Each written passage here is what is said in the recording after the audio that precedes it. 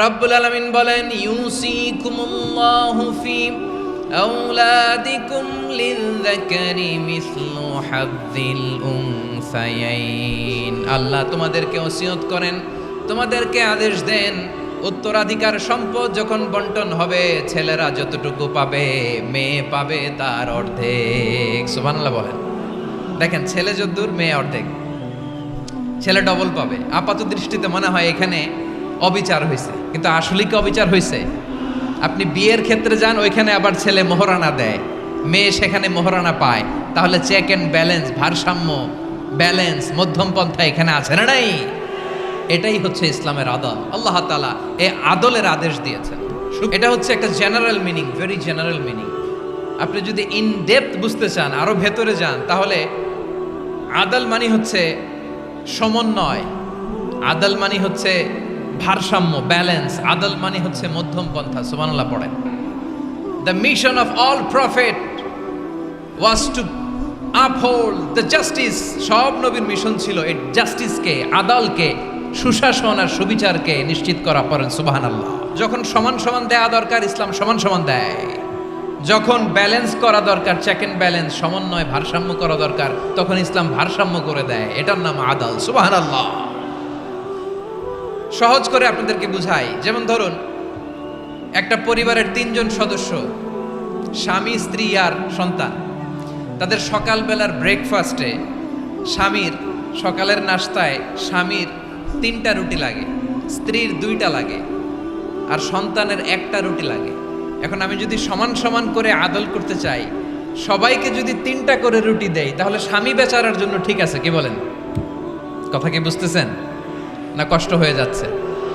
যদি সমান সমানের নিয়মে আগাই, তাহলে 3টা করে যদি রুটি দেই স্বামীর জন্য ওকে, কিন্তু স্ত্রীর জন্য 1টা বেশি হয়ে যায়। আর সন্তানের জন্য কয়টা বেশি হয়? আচ্ছা, এই তো বুঝতেছেন, মাশাআল্লাহ। আচ্ছা, 2টা করে যদি সবাই দেই সমান সমান নীতিতে, তাহলে স্ত্রীর জন্য, স্ত্রী বেচারির জন্য ঠিক আছে, কিন্তু স্বামীর কয়টা কম পড়ে? আর সন্তানের বেশি হয়ে যায় কয়টা? আচ্ছা, সমান সমান নীতিতে সবাইকে যদি সকালের নাস্তার জন্য 1টা করে রুটি দেই, সন্তানের জন্য ঠিক আছে, কিন্তু স্ত্রী বেচারির কম পড়ে কয়টা? স্বামীর কম পড়ে কয়টা? 2টা। কথা কি বুঝতেছেন?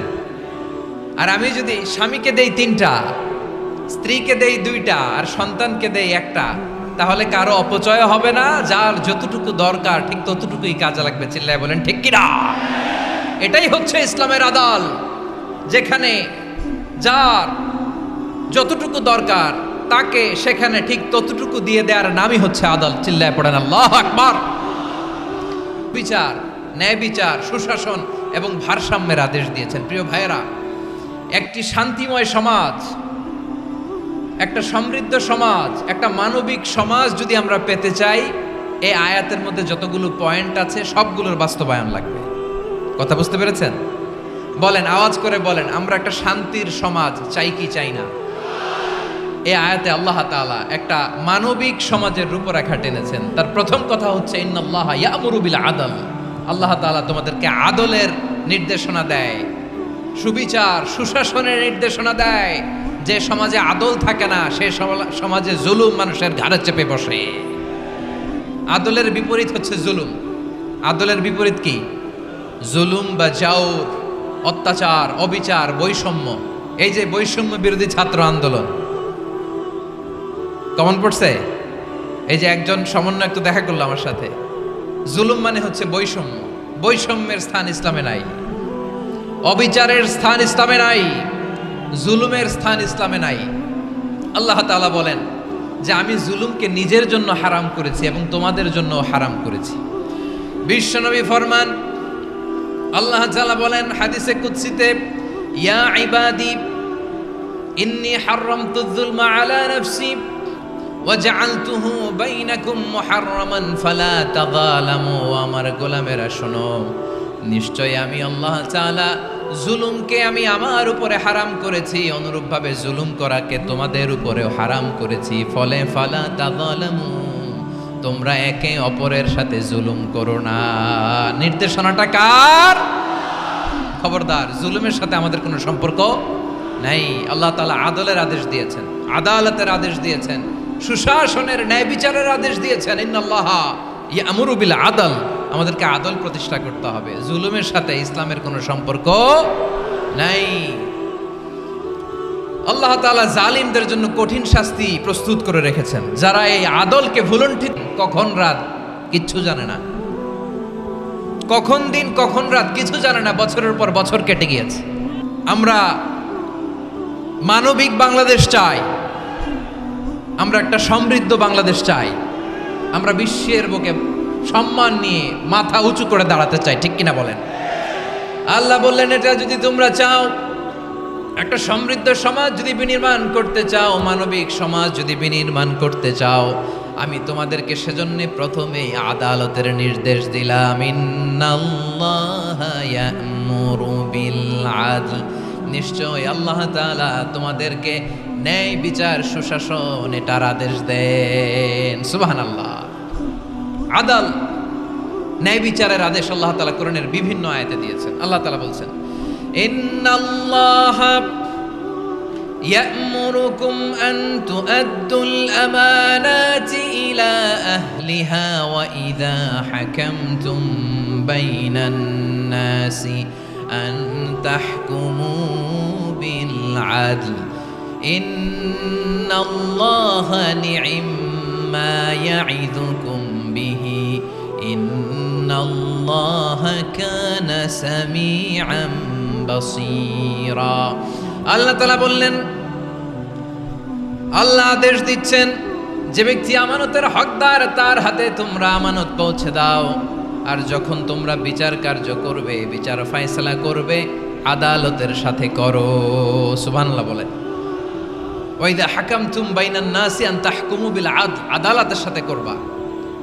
আল্লাহ তাআলা বলেন, যারা জাজ হবে, বিচারক হবে, তাদের যদি বাদী বিবাদীর কারোর সাথে শত্রুতা থাকে, কারোর সাথে যদি কোনো ধরনের রেষারেষি থাকে, আল্লাহ বলেন বিচার কার্য করতে যে ওই শত্রুতা রেষারেষির কারণে আদালতের বাইরে যে অবিচার করে বিচার করো না।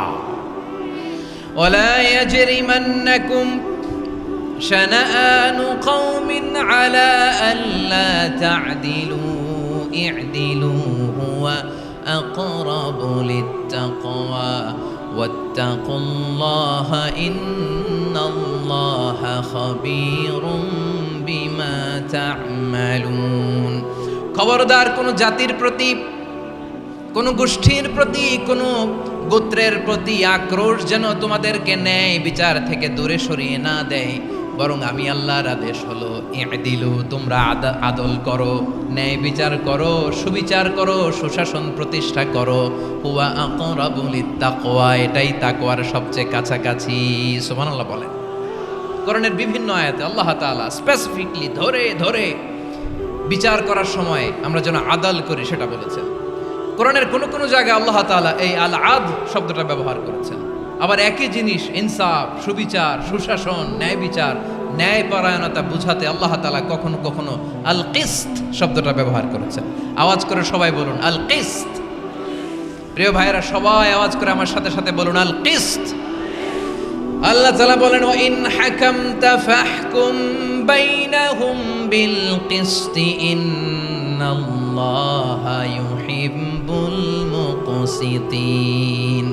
যখন তুমি বিচার করবে, বিশ্বনবীকে উদ্দেশ্য করে অ্যাড্রেস করে বললেন, নবী হে, ইহুদিরা কোনো বিষয়ে মীমাংসার জন্য যদি আপনার দরবারে আসে, যদি বিচার করতে হয়, খবরদার অবিচার করবেন না। ফয়সালা যেটা করবেন কিসতের সাথে করবেন, ন্যায় পরায়ণতার সাথে করবেন, কারণ ইন্নাল্লাহা ইউহিব্বুল মুকসিতিন, নিশ্চয় আল্লাহ রাব্বুল ইজ্জাত ন্যায় পরায়ণশীলদেরকে বড্ড ভালোবাসেন। সুবহানাল্লাহ বলেন।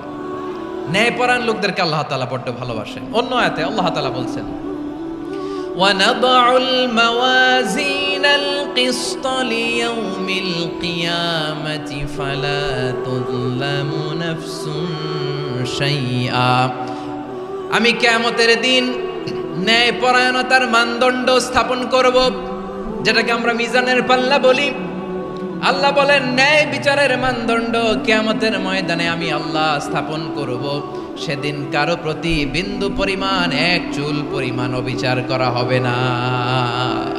কোনো বিচার করা হবে না। সেদিন সুশাসন হবে, সুবিচার হবে, ন্যায় পরায়ণতার সাথে বিচার হবে। আওয়াজ করে পড়েন আল্লাহু আকবার।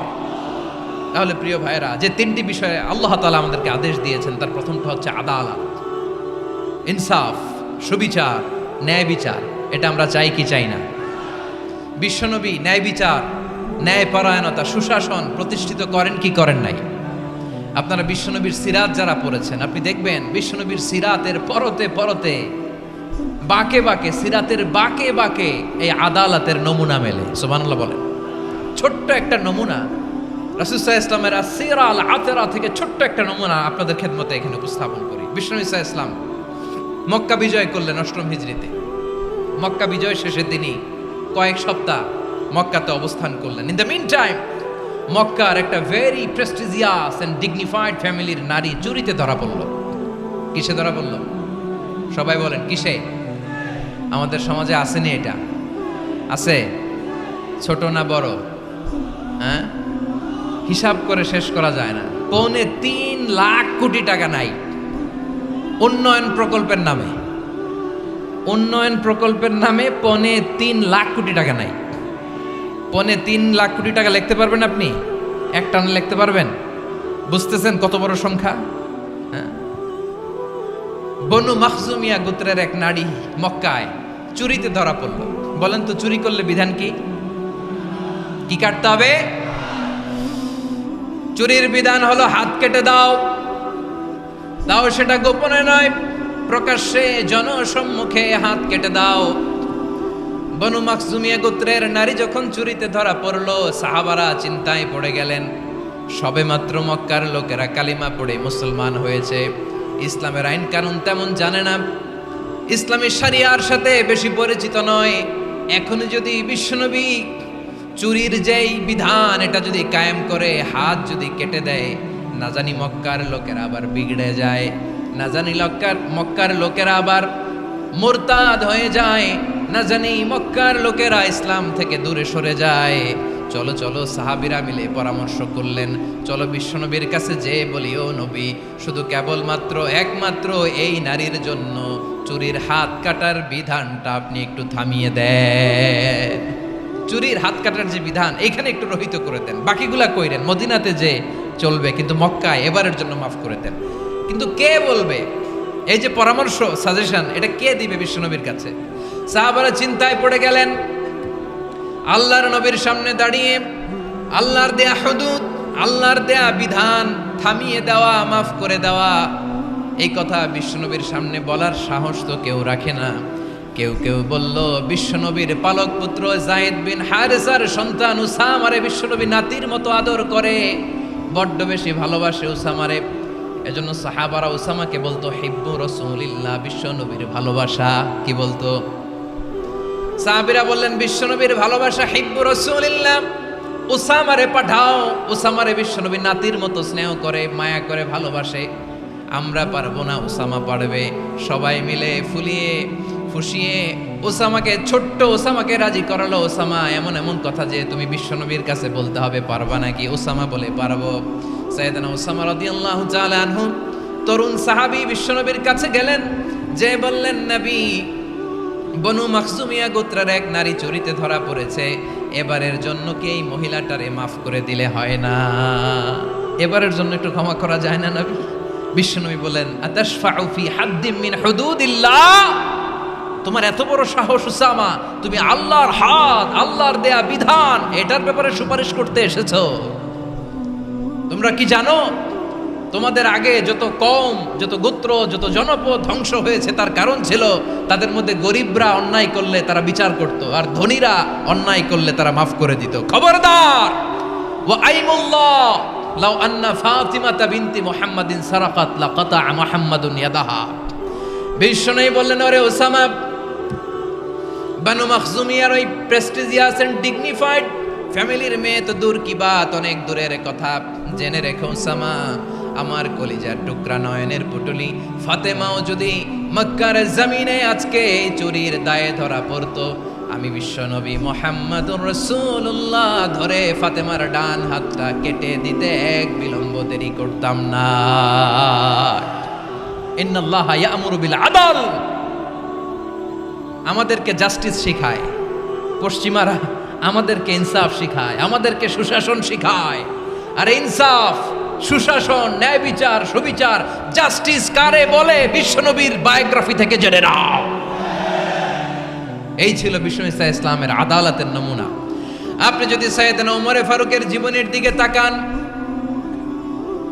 এমন কঠোর, এমন বীর সেনানী ছিলেন। সাইয়েদনা ওমর ফারুক যদি রাস্তার এই মাথা দিয়ে হাঁটা শুরু করতেন, শয়তান ওমর ফারুককে দেখলে ওই রাস্তা রেখে দিয়ে অন্য রাস্তা দিয়ে হাঁটতো। সুবহানাল্লাহ। ওমর ফারুক রাদিয়াল্লাহু তাআলা আনহু কি পার্সোনালিটি ছিল, কি পার্সোনালিটি। আমাদের এলাকায় ছোট বাচ্চারা রাতে ভাত খেতে চায় না, আমার মেয়েটাও খেতে চায় না। এই এটা দিব, ওইটা দিব, আজকে মাহফিলে আসার সময় বলে দিছে লিস্ট করে এটা এটা আনতে হবে। তো ছোট্ট বাচ্চাদের অনেক বায়না থাকে, ওরা রাতে খেতে চায় না। তো মায়েরা বিভিন্ন ভয় দেখায়, এই বাঘ আসবে, খাও, তাড়াতাড়ি খাও। তো বাচ্চারা এগুলো শুনে ভয়ে খেতে শুরু করে। মদিনার জমিনেও একই ঘটনা ঘটতো। মদিনার ছোট্ট ছোট্ট সোনামণিরা খেতে চাইতো না। তো মায়েরা বলতো, হা হুয়া ইয়াতি উমর, হা হুয়া ইয়াতি উমর, ওই যে ওমর আসতেছে, উমর। ওমরে ফারুকের কথা শুনলে বাচ্চারা একেবারে ঠান্ডা। সুবহানাল্লাহ পড়বেন না?